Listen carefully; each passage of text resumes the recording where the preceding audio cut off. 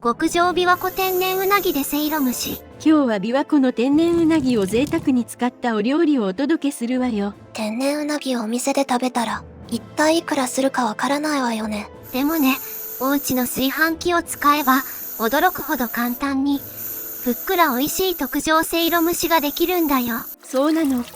福岡の柳川名物、せいろ蒸しの香ばしくてふっくらした味わいを、家庭で簡単に再現しちゃいましょう。うなぎのかば焼きを2匹お米は2合、そしてかば焼きのタレを準備してね。タレは醤油、みりん、酒、砂糖各大さじ7ずつ合わせて半分まで煮詰めておいてね。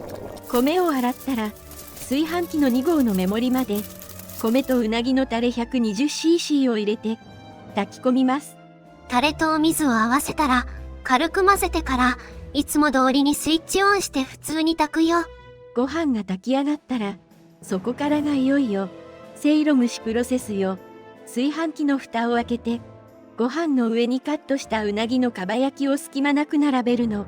うなぎを並べたら、すぐに蓋を閉めて、そのまま10分から15分くらい、しっかり保温状態で蒸らしてね。この保温で蒸らすことで、うなぎの脂がご飯にじゅわっと染み込んで、身がふっくらと柔らかくなるんだよ。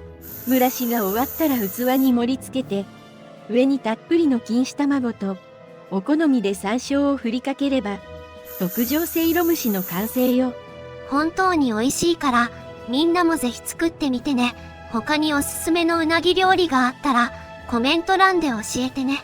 チャンネル登録と高評価も忘れずにお願いするわね。